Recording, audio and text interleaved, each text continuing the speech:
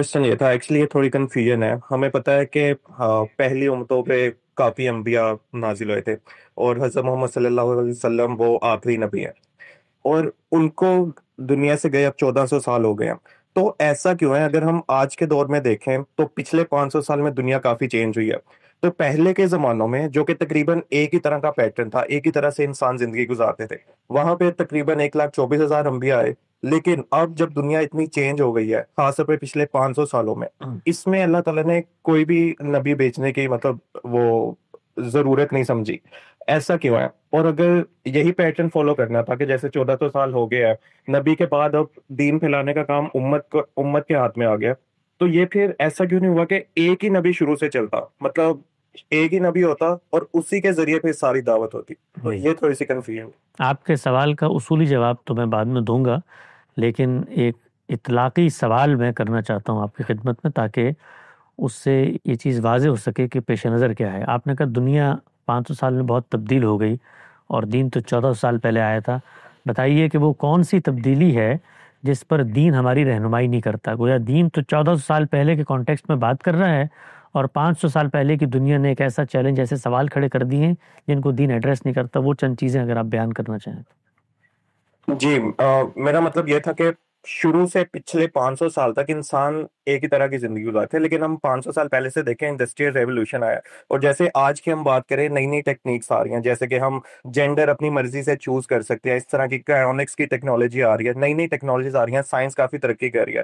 تو آج کے مسائل میں رہنمائی کرنے کے لیے ہمارے پاس ایک اوتھینٹک مسئلہ بتائیں نا، ایویڈنس نہیں ہے. متعین مسئلہ بتائیں، پھر ہم اس سوال کی طرف جائیں گے کہ یہ بات تو بالکل درست ثابت ہو رہی ہے آپ کی کہ مسئلہ آج کا ہے، اور قرآن مجید تو اس مسئلے کو یا دین سرے سے ایڈریس ہی نہیں کرتا، دین کی کوئی رہنمائی نہیں ہے اس بارے میں.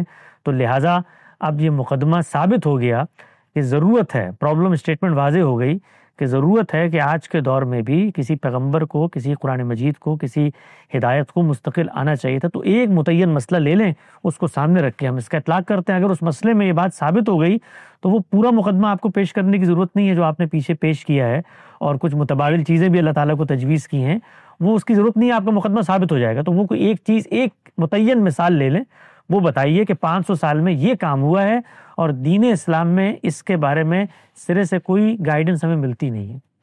نہیں، گائیڈنس کی بات نہیں ہے. میں تھوڑی کنفیوژن، جیسے اگر میں پچھلے 100 150 200 سال کی بات کروں، جو ایوولوشن کا کانسیپٹ ہے، انسان کس طرح سے ایوالو ہوا ہے، اس میں ڈفرینٹ علماء کی ڈفرینٹ رائے ہے. ہمیں ایک اوتھینٹک بات نہیں پتا کہ ایکچوئل ہوا کیا تھا. گاندھی صاحب کی ایک ڈفرینٹ رائے ہے جو کہ ڈارون کی تھیوری سے کسی حد تک ملتی ہے، لیکن باقی علماء کی بالکل ہی اپوزٹ رائے ہے. تو اس طرح کی میں کہہ رہا ہوں کنفیوژن کریٹ کافی زیادہ یہ تو علم کی کنفیوژن آج کے ٹائم میں. ہے، یہ تو علم کی کنفیوژن ہے، اس کا دین سے کیا تعلق ہے؟ یہ آج کے ٹائم میں علم کی کنفیوژن تاریخ کے معاملات میں ہوتی ہے، آج کے ٹائم میں علم کی کنفیوژن طب کے معاملات میں ہوتی ہے. ابھی کرونا آیا تھا، آپ نے دیکھا کتنی کنفیوژن تھی، کیا کرنا ہے.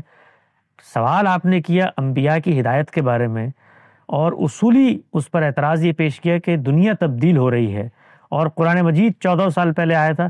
تو قرآن مجید اگر تو مجھے ٹیکنالوجی سکھانے آیا تھا تو پھر تو میں اس سے سوال کروں، وہ تو سکھانے نہیں آیا، وہ تو ہدایت دینے آیا ہے، زندگی کیسے گزارنی ہے، موت کے بعد کیا ہوگا. تو جو اس کا دائرہ ہے اسی دائرے میں جا کے میں اس سے سوال کروں گا نا. یا میں اس سے سوال کروں گا کہ قرآن مجید نے تو ذکر ہی نہیں کیا الیکٹرک گاڑیوں کا، یہ کیسی خدا کی کتاب ہے؟ تو قرآن کا یہ موضوع ہے. قرآن یہ دعویٰ کرنے کے لیے آیا کہ میں تمہیں مستقبل کے اخبار بتاؤں گا کہ دنیا کے اندر کیا ہوگا. متعین مثال بتائیے کہ جس مثال کو سامنے رکھ کر یا وہ قرآن کا کوئی بیان ہوگا جس کو موجودہ دور میں آپ کے مطابق نیگیٹ کر دیا گیا ہے اور قرآن مجید خاموش ہے، وہ بتائیے وہ کیا ہے. یا کوئی عملی ایسی مشکل ہوگی کہ جو جدید سائنس کی ترقی اور ٹیکنالوجی اور یہ چکا چوند اور یہ سب میں دین اسلام خاموش ہے، وہ متعین مثال بتائیں. ابھی جو آپ نے مثال پیش کی ہے کہ نظریہ ارتقاء میں مختلف لوگوں کا مختلف زاویہ ہے کہ بھئی یہ کیسے ہوا تھا، تو یہ تو سائنس کا موضوع ہے، اس پہ اختلاف رہا ہے، اس کا دین سے کیا تعلق ہے؟ حسن بھائی، جب جیسے گاندھی صاحب کو میں سنتا ہوں، وہ کہتے ہیں کہ پہلے ہمیں اس بات کو مان لینا چاہیے کہ میں دین کو پہلے اچھی طرح سے ٹٹول لوں کہ میں جس کو فالو کرنا چاہ رہا ہوں وہ سچ ہے یا نہیں. تو اس کو فالو کرنے کے لیے کئی کوشچن مائنڈ میں آتے ہیں. کچھ باتیں ایسے لگتی ہیں کہ کنٹراڈکٹ ہو رہی ہیں. وہ کوشچن بتائیں نا, وہ جو آتے ہیں وہ کوشچن میرے بھائی, یہ ایوولوشن والا ہی ہے جو کہ کیا ہے سوال, کیا ہے ایوولوشن پہ سوال, متعین سوال فریم کریں. کیا سوال ہے جس کی وجہ سے آپ نے ایک اصولی بات پیچھے کی کہ 500 سال میں اتنی ترقی ہوگی اور کوئی نئی کتاب نہیں آئی جو اس پر رہنمائی دے؟ اس سوال پہلے متعین کریں, سوال متعین ہونا چاہیے. یہ نہیں کہ جی اس کے بارے میں 4 آراء ہیں, کنفیوژن ہے. پھر اس سوال کو لے کر جائیں اس ڈومین میں جس کا دعویٰ خدا کی کتاب نے کیا ہدایت, اور پھر یہ کوالیفائی کریں کہ دیکھیے سوال اس سے متعلق تھا تب بھی یہ کتاب اس پہ میری رہنمائی نہیں کر رہی. اس طریقے سے یہ سفر طے کرنا شروع کریں.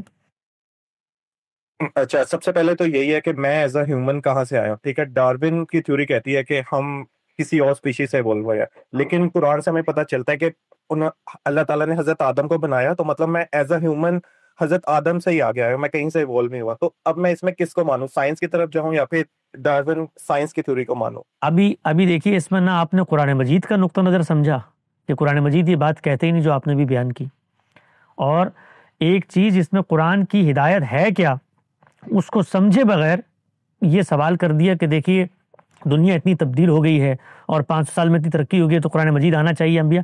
یہ میں کیوں کر رہا ہوں آپ کے ساتھ مشق؟ میں بھی آپ کی طرح کا ایک چھوٹا سا ادنا سا طالب علم ہوں. یہ مشق اس لیے کر رہا ہوں کہ ہم لوگ بالعموم علم کے معاملات میں جو سنجیدگی مطلوب ہوتی ہے, جو سٹیپس مطلوب ہوتے ہیں, ان کو پیش نظر نہیں رکھتے.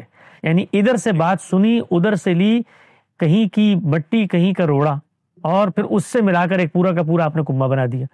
یعنی نہ قرآن مجید کا نقطہ نظر سمجھا کہ ہے کیا, قرآن مجید کیا کہتا ہے, یہ کہاں کا ہے قرآن مجید نے. قرآن مجید تو اس سے بالکل مختلف بات کر رہا ہے. وہ تو کہہ رہا ہے کہ آدم علیہ السلام کو پہلے انسان کے طور پہ یہاں متعارف کرایا ہے, حیوانی وجود تو پیچھے نسلوں میں چلتا چلا آ رہا ہے. بدا خلق الانسان من طین ثم جعل نسلہ من سلالۃ من ماء مہین ثم سوا, ہوا کہ کہا ونفخت فیہ من روحی. تو قرآن کی اس وقت نظریہ ارتقاء میرا موضوع نہیں ہے, میں صرف آپ کو اشارات سے اصولی جواب دے رہا ہوں کہ یہ اتنے بڑے بڑے دعوے کر کے نہیں آ جانا چاہیے ہے کہ جی مثال کے طور پہ پہلے دن سے آج تک انبیاء آنے چاہیے تھے اور قرآن کی ہدایت 500 سال پہلے کی نئی سائنس کی ترقی ہو گئی. اس میں سوال, پہلے قرآن کی بات سمجھیں, پھر موجودہ سائنس کی بات کو کانٹریڈکٹ کرتی ہے اس کو سمجھیں, پھر جانیں کہ بڑے اہل علم خود قرآن کی ہدایت کی روشنی میں کیا بات کر رہے ہیں. تو یہ سفر طے کریں انشاءاللہ, اور اگلی دفعہ پھر تشریف لائیں, پھر اس پہ تفصیل سے بات کریں.